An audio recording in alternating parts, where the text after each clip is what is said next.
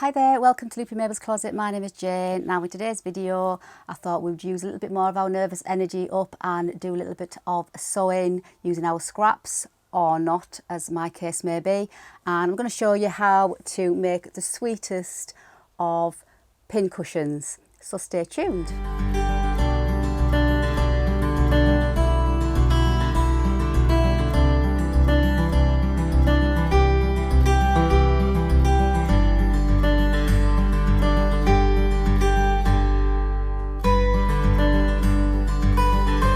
So here we are at my cutting station, and before I go on to these gorgeous delicious fabrics, can I just show you this shearing elastic that's eventually came. I got this from minerva.com, and I didn't have this, if you recall, when I did my vlog on my passion shirt, that gorgeous green polka dot shirt and the pattern by Atelier Scammit that I got from Felicity Fabrics. So obviously I didn't have that at the time, so I wangled it and used, I had this 2-inch, it's 2-inch wide elastic, and I needed something approximately that wide, so I just cut the elastic in the length that I needed, just down the middle basically, and sort of did like 4 or 5 rows of stitching to get that sheared effect. But it's now come, because I'm going to make that passion shirt again. I've got some gorgeous turquoisey bluey fabric that I am going to use for my Sew the Look, which is coming hopefully next week. I've got a pair of trousers again. I love my trousers. A pair of trousers and a blouse. So I'm going to do that passion shirt again for my Sew the Look.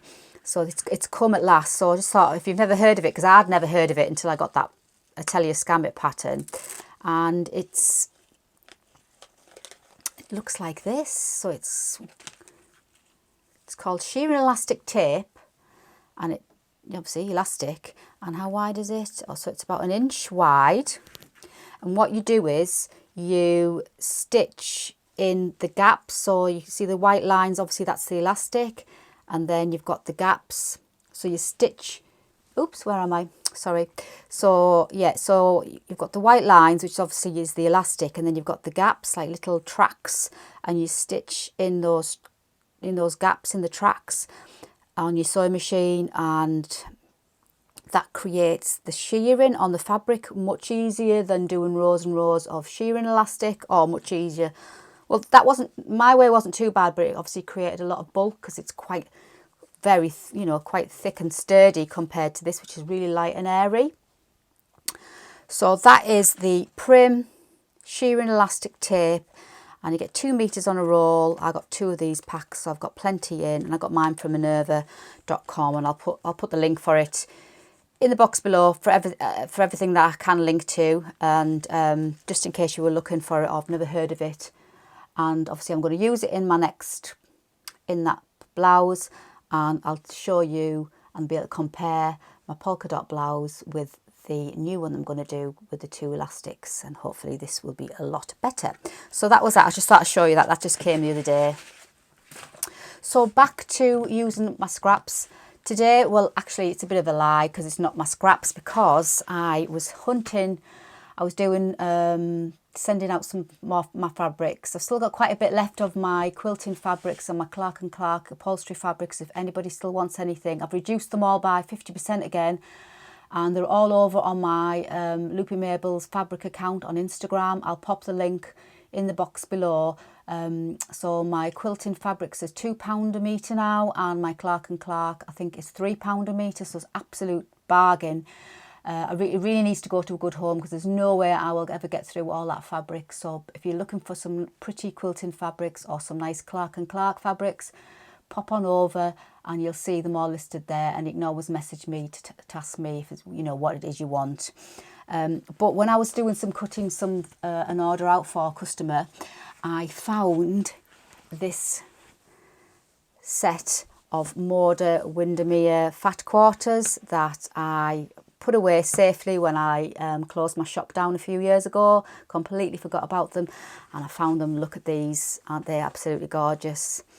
I think this is the Moda Windermere collection. I'm not even sure whether you can get this collection anymore, but look. Oh my word. Absolutely gorgeous. So I'm not really using scraps because I'm going to dig into these because it's just so, I know they're a bit pretty for making pin cushions with, but if you can't use a pretty fabric, then when can you? Look at them. And then there's more.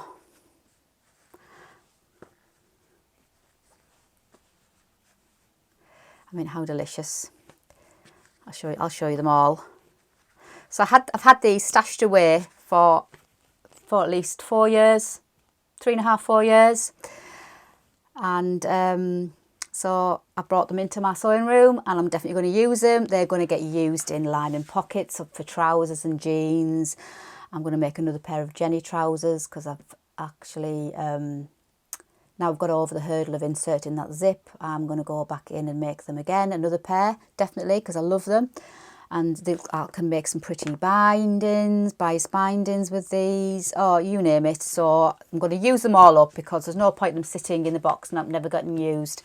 So I thought, well, I'll pick a couple of these, and the two I've picked to make my little pin cushions today are those two there. So what I'm going to do is, I made this pin cushion quite a while ago, and when I've had to take in the elastic, because I've lost like 3 stone. It's absolutely massive, so I took the elastic in. And when I took the elastic in the other day, which is better now, I just thought, oh, I need to make a new one. Because when I made this, it was circular, but when I stuffed it and turned it through, well, it looks nothing like it's nothing circular at all. It's like a dog's hind leg, but it served me well, and it's a really cute little pin cushion. But I thought, oh, I'll make a fresh one, something to do, because we all need something to do, don't we? And also I thought I'll make a fresh sewing machine pin cushion. I made this quite a while ago, and it just sits at the bottom of my sewing machine. It's just like long and slender. It just sits just right to the bottom. So when I'm taking my pins out, just obviously put my pins in there.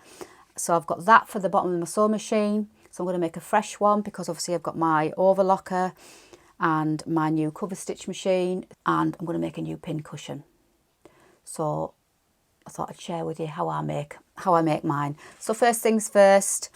This was a circle, didn't look like a circle, so I'm going to make a square one. I'm going to make a square pin cushion, and it's going to be roughly this size, because if I just put this one on my wrist, it's just big enough in size for my wrist. So I've measured this, and it's approximately 3 inches by 3 inches. I'm going to make a square one.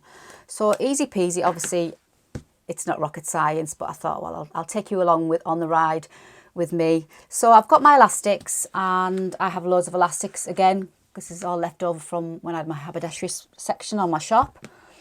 And I'm going to use the wider elastic. This is just approximately, I think it's just roughly half an inch wide.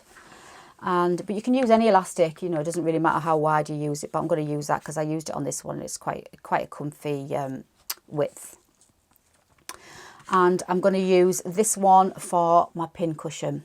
So all I'm going to do is cut out a square this time. I'm just going to go for square, and I'm just going to cut out 3 inches by 3 inches. So I'm just going to use my mat. I'm just going to cut out 3 inches by 3 inches, which is there.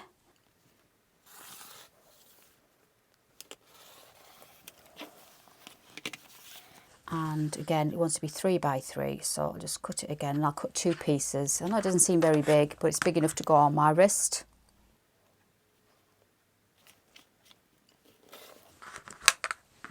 And then just cut another one out.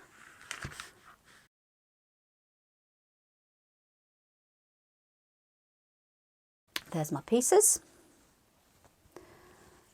So that's big enough. By the time I've stitched it, the seam allowance, that's big enough just to sit on my wrist to put my pins in.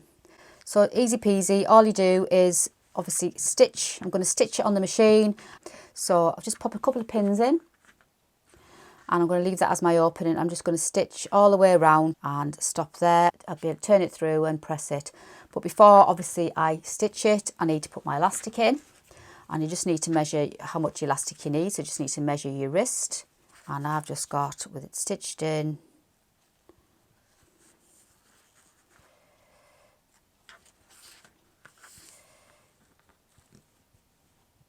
about 6 inches for me. So obviously measure your wrist And don't forget to add a little bit to sew in, so it's adequate to go over your wrist, not too slack and obviously not too tight. So 6 inches for me. So I'll just cut a little bit, just cut my elastic. So just so I find the centre of my fabric, I'm just going to fold it in half, just finger crease it.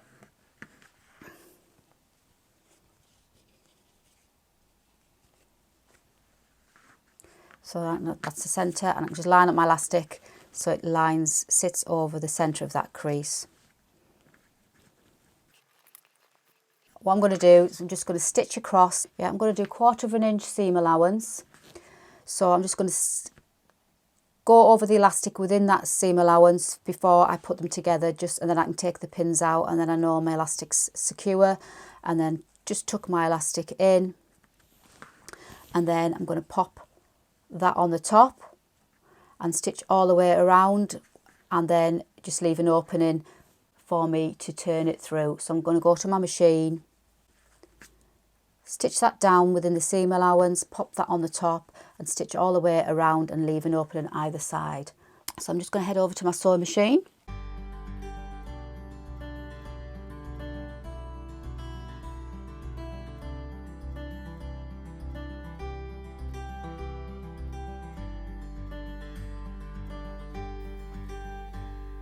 So I've got my little square stitched, and I'm just going to trim the corners.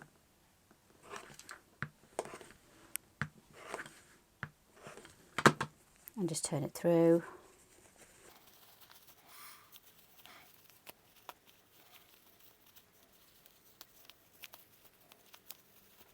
Get my faithful corner point turner. So yeah, this is his mum's, and his mum died long before, I think his mum died before I was even born actually. And obviously because of the 20 years difference, and she had this sewing box and his dad kept it, and when me and John got married, his dad was so sweet. His dad said, and he knew I liked buttons and playing around in sewing boxes, and he said, oh, would you like this sewing box? It was John's mum's. And I went, would I not? So I got this sewing box, and this was in it, along with lots of other really old-fashioned vintage bits and bobs. There was a darning mushroom, proper gigantic metal bodkins, you know, that you thread, like upholstery bodkins, really big. It's like the size of this. Anyway, this is in here, this crocheting hook, and I think it's either bone or ivory, I'm not sure, and I've used this ever since, and I just use it for my little turner to turn my corners out. I love using it. And there we go, I've got sweet little pin cushion. Just put the corners out a bit better. And it's big enough when it's stuffed to sit nicely on there. So I'm just going to give it a bit of a press. So I'll just quickly stuff this. A bit more, just even. So obviously you want it stuffed quite well, because you don't want the pins to obviously go through the other side and stab you on your wrist. So I'm going to pack it as tightly as I possibly can. And a simple tip, the best way to stuff something is by putting little bits in to start with and getting them into the corners rather than putting loads in, because then you'll never get it in the corners. So a little bit and force it into the corner, because if you put one big piece in, it'll just go as a big clump. So you need it to go in little bits to get the corners. So it's best to put little bits in to start with, and then as it gets filled up, then you can add more. So just keep going. So for that corner there, I'm just going to put a little bit in and force it into the corner with just the blunt end of my, well, the end of my scissors. And do the same with that corner. You would think a tiny little pin cushion like this would only take a bit of stuffing, but it's deceiving, isn't it?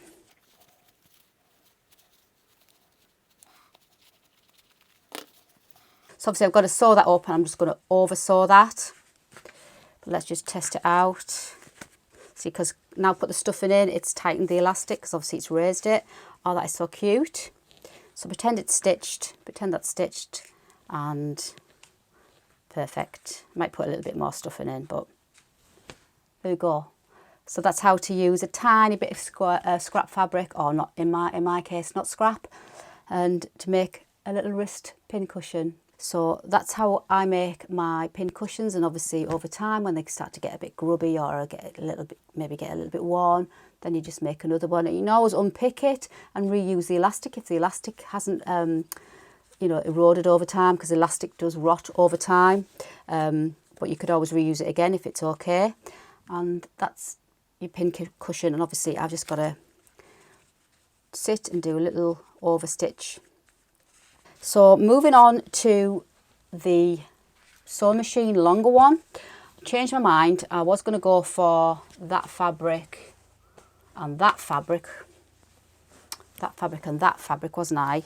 But I thought it wasn't too much of a similarity, so in the end I've gone for this fabric and this green, because you can see the difference, because I wanted to see the difference between the two fabrics on the end. So I'm gone for that. So for the measurements for mine, obviously you can make them as long or as thin or as wide as you want to sit on your desk by your sewing machine. But this is the size that I find sits quite nice under my machine. I'll show you in a minute. So my measurements are 7 inches for the middle section, and you need I used 2 pieces of 7 inch by 3 inch, and then I wanted 4 pieces, 1, 2, 3 and 4. For either end, and they were 3 inches by 3 inches, so 4 of them. So I've cut them out and I've just stitched them together, so I've got the nice contrast in. I've just given them a quick press. So I've got my 3 inches by 3 inches, so I had 4 of them, and then I've got my 7 inches by 3 inches, and I've just stitched them together on either end. And it's very similar to what we've just done with the pincushion, obviously, because there's no elastic in it. And just put the right sides together now, and pop a few pins in and sew it on the machine. Leave an opening again, and I'll just leave my opening somewhere around about there, and I'm just going to sew all the way around on my machine.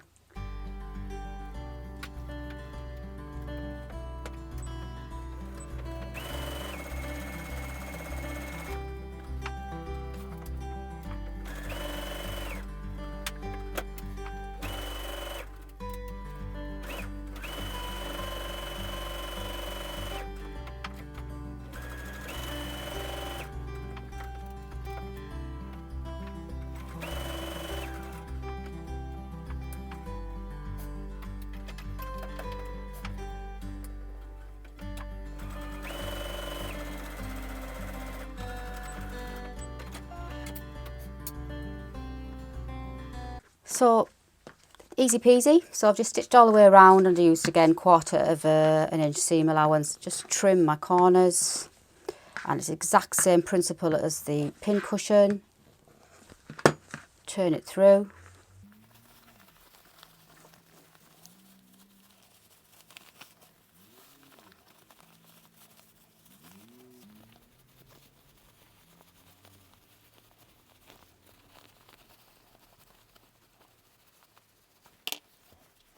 Just going to give it a quick press and stuff again. So this is obviously going to take a little bit more stuffing. So again, just a little bit for the corners.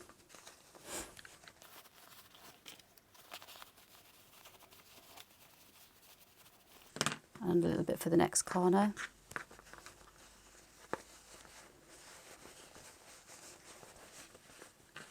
I used to do all this type of project in my Saturday morning sewing class I used to run in my shop. Oh, I used to love doing that every Saturday morning. Sometimes Saturday afternoons, depending on how many people wanted to do the classes. But it was every Saturday morning between 10 and 12, and it'd be something different each week.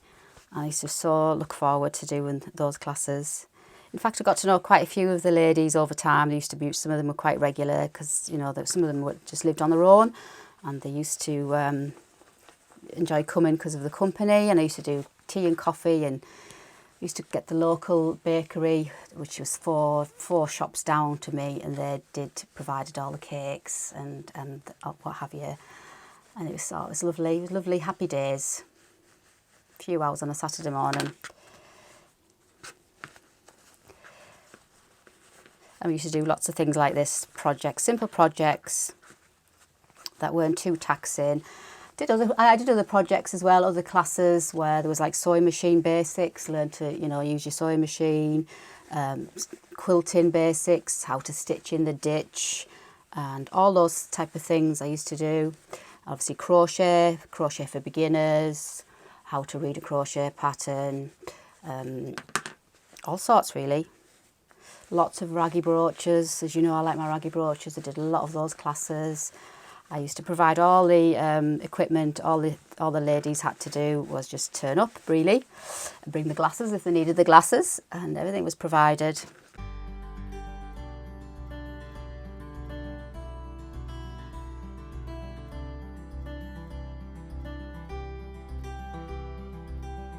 This looks a little bit bigger than that one. Don't know what I did wrong there, but anyway, I think my seam allowances were different. But you get the gist. It'll be perfect for my machine. So I've just got to sew that up, hand sew that together. And I think that's enough stuffing. Test it out. Yep. So I'll quickly hand sew those two together and I'll show you what it looks like by my machine. So I've just finished stitching, doing the hand stitching, and I'll just show you. It's just literally tiny over stitching just to close in those openings. And again, so I'll pop it on. It's so cute, I love it. Perfect. Obviously I don't use these pins, I use the finer pins actually, I don't use those ones, but just so you can see the pins. So it's just absolutely perfect for what I want. And here is my longer one that just sits there on my machine. I'll just angle it down a bit so you can see. So it just literally sits there. So as I'm sewing along, I just put my pins. I don't even have to look because it's long enough for me just to take my pin out. I don't have to look because I know it's there, and just take my pin out. And I love the fabrics, those two fabrics together. I think they really coordinate lovely. Pretty, it's bright, springtime, cheerful is what we need at the moment. And so that's how I make my pincushions. Super simple. Use your scraps, or if you're like me, don't use your scraps, use gorgeous Moda fabrics. But either way, that's how I make my pincushions. I hope you enjoyed today's video. If you did, please don't forget to give me that lovely thumbs up. And if you haven't already subscribed, what you're waiting for, please don't forget to hit that subscribe button. A little update on John. He had another fall since my last vlog. Bless him, again in the bathroom. But since then, we've just got his frame delivered today, his Zimmer frame, we call it in the UK. I'm not sure what you call it in the US. You know, it's like a frame that you hold on to and you walk with it. So he's just got that, and he's been practicing around the house, and hopefully, fingers crossed, that is going to save him, help his balance, and hopefully no more falls. I'll keep you posted on that. So until the next time, thanks for joining me today. Happy scrappy sewing, and I shall see you on my next vlog. Bye for now.